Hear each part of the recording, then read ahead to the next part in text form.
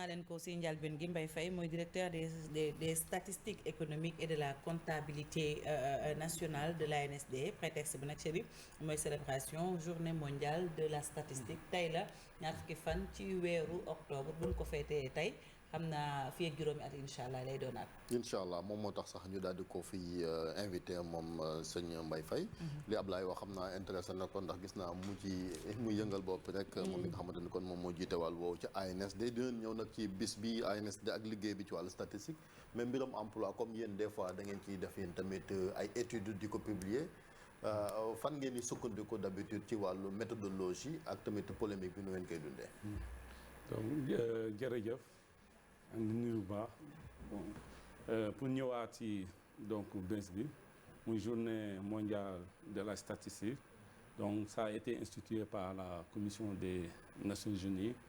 donc depuis sa 41e section donc en février 2010 donc c'est une journée qui permet de faire la donc promotion de la production statistique. donc sànq bi ma dégloo débat bi passionné na ma bu baax a baax parce que statistique aussi loolu lay jariñ c'est-à-dire c'est nourrir donc le débat donc permettre aux autorités d'avoir donc de la matière pour pouvoir piloter les politiques publiques ainsi que le secteur privé. Maintenant sur le plan effectivement de l'emploi donc ces temps-ci donc je pense qu'il y a fort débat comme vous l'avez dit donc au niveau mondial. sëñ Faye ñu góorgóorlu ci wolof bi rek. waaw d'accord wolof yi la. waaw allez-y ñu taxalee ko gis nañ ne temps yi ci réseaux sociaux fépp ñu ngi wax ci mbiru emploi bi. donc liggéey yi. donc ba ñaan Sénégal taux de chômage bi ñu ngi ci 40%. alors que ñun ANSD donc suñu xayma ñu ngi autour de 16%. 16%. Parce que aussi il y a ni ñu koy xayma. donc il y a des définitions qu'on appelle au sens BIT. au sens strict ak définition ñun bi ñuy utiliser au champ large boo xam ne liggéeykat yëpp dañuy jël même ñi xam ne liggéey mais ñu ngi seet. liggéey yëpp dañ leen si boole voilà am na ñoo kii au sens BIT même su fekkee da liggéeyoo seetoo liggéey dañ la si boole inactif voilà moo sens mooy xam ne il faut nga jóg di seet liggéey bu baax si weer wi mujj fan yi mujj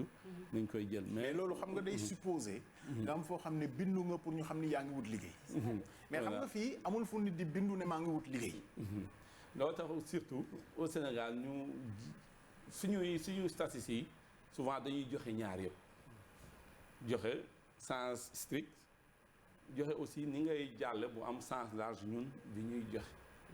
voilà mais souvent bon si communication bi xam nga utilisateur bi souvent du mën def distinction bi souvent bon chiffre bi ni souvent nu mu lay arranger parfois noonu nga koy jële loolu tax statistique c'est comme ni nga ko waxee c'est la même chose pour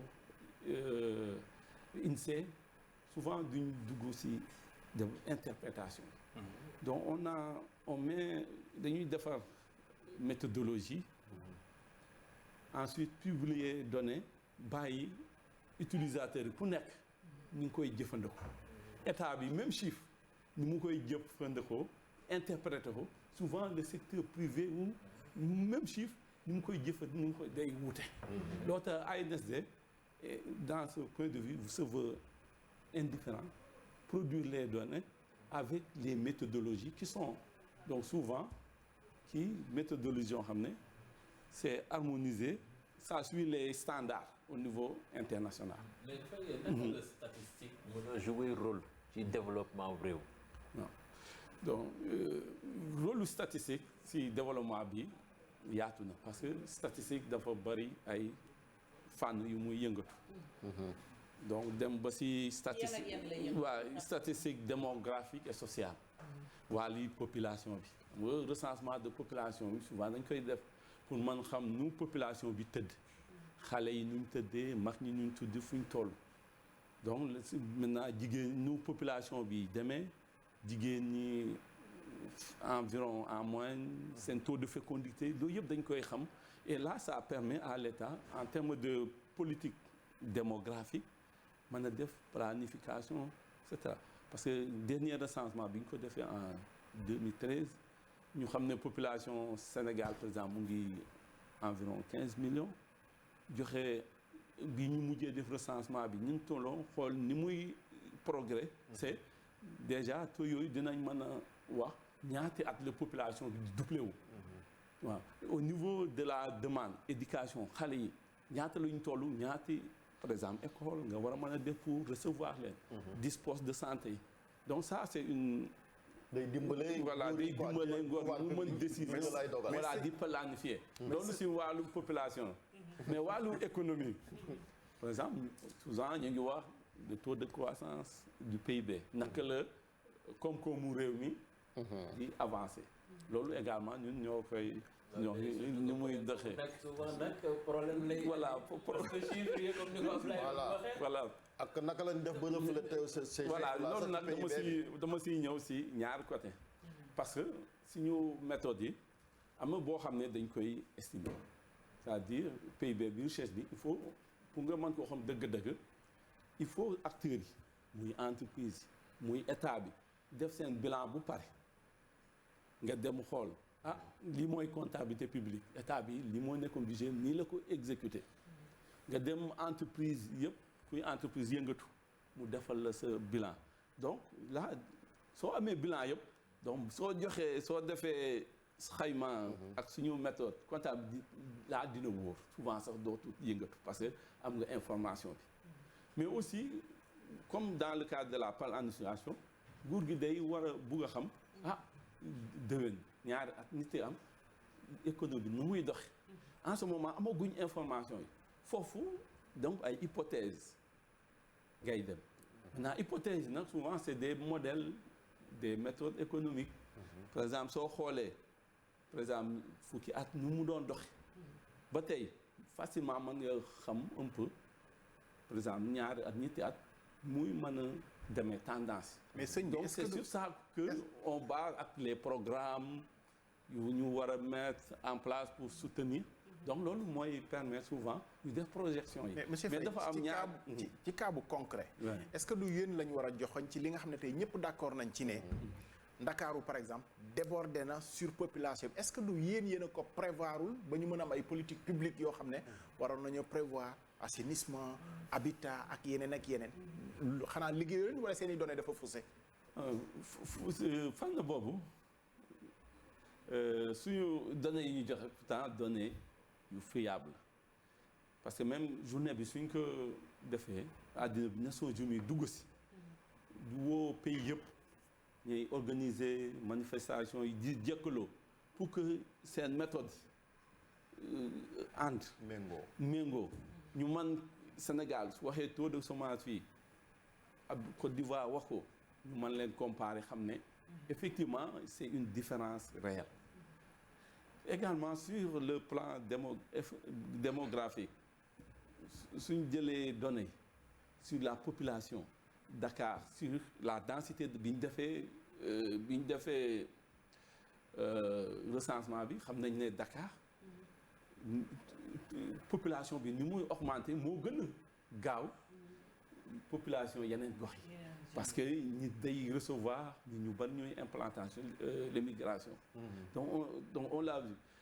la densité qui est de la population qui est à Dakar donc est pratiquement dans certains 10 fois parfois 20 fois plus élevée que la densité dans les autres régions donc là c'est des signaux mais léegi su autorités yi di wax ni woy Dakar assainissement bi gis ngeen ko nit ñi dañoo bëri moo tax réseau bi nga xam moo fi nekkoon toj lan lay tekki ñoom ñoo jëfewul li ngeen leen digal yéen wala yéen seen i extrapolation moo faussé parce que c'est soit l'un ou l'autre voilà parce que ni ma la waxee ñun dañuy defar statistique wan na la nii lañ tëdd dëkk bi par exemple urbanisation bi nii la tëdd voilà maintenant jox information bi les autorités publiques ñoom ñooy jël décision planifiée pour dem mais statistique ñun li ñu couvert souvent au niveau de l'État il y a des services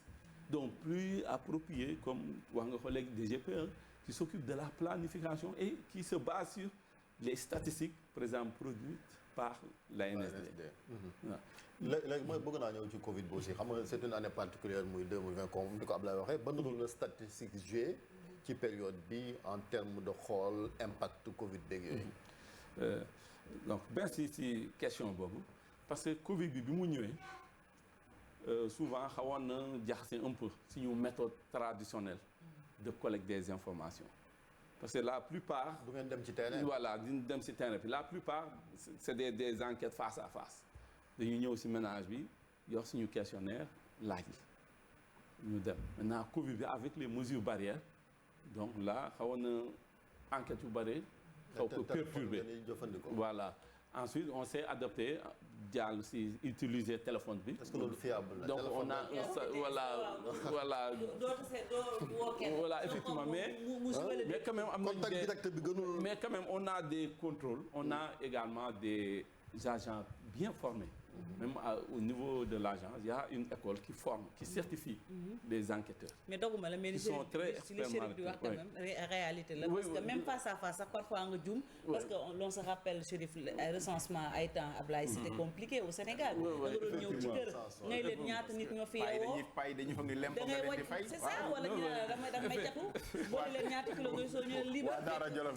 C'est ça, donc il y a une réalité là quand même. Est-ce que am ngeen ay mécanismes yu ko mën a contrôler voilà du baax te xam nañ ko bu baax parce que dañuy dem ci terrain bi loolu ngeen xam nañ ko bu baax parfois même sax c'est compliqué du voilà soo amee enquêteur bu xaw a doy waar parfois sax du la yeggal ci waa ji dem di remplir questionnaire bi voilà yooyu yëpp xam nañ ko mais quand même comme c'est notre métier hein on a une expérience des enquêtes dans ça là c'est prévu. Donc on a des questions pièges, des contrôles, surtout quand avec l'informatique qui contrôle la cohérence, il répond une de pour parfois même ñu dellu ci terrain bi laa jaatuwaa ji suñu jaaxle donc on a des méthodes pour corriger mais aussi xam nga du kenn ni ngay wax di nga parfois di nga laaj kii dem à côté laaj voisin am ñu nga tollaale nga xool ci li mu wax parfois dina la li suñu état bi bu dee voisin bu maandu moom doo fa jëlee daal voilà du baadu mais par exemple su fekkee dama ñëw ma xool sëñ kii enquêté ko ma xool ne moom moo koy ñooy bokk fi ñu liggéey en fait c'est une structure familiale pratiquement benn la ma laaj kii mu jox ma trop lu wuteeg li ma wax donc ça c'est un indice pour pouvoir voilà day tey xel ça nous permet de retourner de corriger on a quand même sur ce point des méthodes. mais si fiabilité boobu lay ñëw sax xam nga ñu ngi wax ci ménage yi nii. mais fiabilité statistique dafa dem ba jéggi na ba wër na àdduna parce que dañ ko suñ jëlee Covid bi. dëkk bu mel ni Chine dafa ñëw ni lii laa am ci ay décès ñu weddi ko ni ko non la fa faatu ëpp na. waaw nga extrapolation OMS bi doon thème bi sax su ma juumul yow li ngay laaj. thème bi c'est connecter le monde avec des données fiables moom mooy thème ren bi. comme li Diaw wax. donc effectivement on a dans le cadre des statistiques de nos normes donc de l'assurance qualité. Des données ñu def ba données jaar yoon mais li nga wax du si ñàkk politique def ci voilà du si ñàkk donc données yi souvent aussi parfois manipuler chiffres voilà parce que nos normes c'est surtout on commence par la pertinence parce que l'économie tout ça mesure des concepts donc il faut que données yi nga jël pour mesurer concept soit pertinente donc il y a la clarté des données. Donc il y a la disponibilité parce que des données. Donc il y a également la cohérence des données. Il y a également l'interprétabilité. Donc il faut que données nga jël nga mën leen tollale ak yeneen. Donc ça c'est voilà seen njiit bi ma nga doon prévoir des millions de morts en Afrique ci coronavirus te xam naa ne loolu yeewul rek wax ko dafa am. mooy li wax ko xam nga bi ñu doon wax waxu même pic. yéen da ngeen koy calculer yéen wàllu statistique ne kañ la ñuy atteindre le pic wala kañ la ko dul atteindre. ñoom dañoo mandu ci Covid. waaw mais déggul leen justement ay ñoom non Covid bi. l'ANSD waaw. On a fait quand même des enquêtes. Beaucoup d'enquêtes. Donc def nañu enquête auprès des ménages xool nu leen. impact au niveau des ménages. On a fait une enquête auprès des entreprises pour voir informelles. Comment ça les impacte. On a fait auprès des entreprises formelles également pour xool impact bi ni mu demee si ñoom également. loolu yëpp c'était pour permettre au gouvernement de pouvoir. ma gën a xool ñu xool si surtout l'agriculture mooy ci wàllu statistique wàllu agriculture wàllu élevage. ak même informel bi est-ce que aussi yéen a ngi ci doxi jéego parce que le président mi ngi ko doon évoqué moment bu ñuy wax waxu ay relance économique ak yooyu. voilà donc effectivement parce que suñu waxee PIB comptabilité nationale donc c'est censé prendre toutes les statistiques la comptabilité du pays sur une année donc toutes les opérations ni ñu ko waxee transactions tous les secteurs voilà de tous les secteurs c'est pris en compte maintenant donc dans l'informel maintenant je peux dire mën naa wax ne informel bi si compte yi informel pur parce que soo xoolee ménage souvent la ñuy wax informel pur aussi il y a des entreprises yoo xam ne ménage yi ñoo koy jël par exemple soo amee menuisier bi xam nga foofu lu tax ñuy wax non plus parce que son patrimoine ak le patrimoine de la famille actif yi benn la kenn mënu koo lii donc tout ça c'est l'informel mais si on prend tout ça dans nos estimations c'est aller jusqu'à 64% du PIB de la valeur parce que la PIB en fait c'est la valeur ajoutée voilà du PIB c'est la valeur ajoutée mais l'informel soo ko jëlee purée c'est 64 donc tout est pris en compte maintenant moo wax comme ñun ay méthodes la ñu am peut-être méthode bi xam naa ko li ma si mais tout est pris en compte mais aussi une dernière question avant monsieur Faye bëggoon naa yeggal la côté njëriñ li ñu wax ci statistique yi ci njëriñ yi ciy wax est-ce que am ngeen moyen wu def liggéey bi est-ce que nekkoo leen ba yore leen ba léegi Macintosh yu yàgg am ngeen ay ordinateur de calcul yoo xam ne dina leen permettre ngeen def modélisation benn exemple rek Dakar kenn mënul xam sax ñaata oto ñoo fi daw circulation bi gis nga ko ni mu est-ce que yéen wala ci compter taxaw ci koñ bi di compter ñaata oto romb est-ce que am ngeen ay modélisation yu ngeen mën a def pour gindi ji nit ñi ouais non donc aujourd'hui je peux dire que par exemple ANSD mi yore statistique bi moom mooy coordonner le système statistique national donc ñun dañuy collecter di def production maintenant on se base sur ce qu'on appelle les statistiques administratives parce que immatriculation yooyu donc am na ay structure yoo xam ne ñoo ko di nag mën nañ liggéey ak moom pour wan leen ne doole leen pour que ñoom gën a seen liggéey gën yomb d'ailleurs sax foofu am nañ statisticiens yoo xam ne yóbbu nañ leen fi ñuy liggéey ak ñoom pour gën leen jàppale jërëjëf monsieur Faye jërëjëf Mbaye Faye xam naa peut-être buñaa bi du si ñàkk bu si xajee nañ dem xooli àllu présidence dellu soit léegi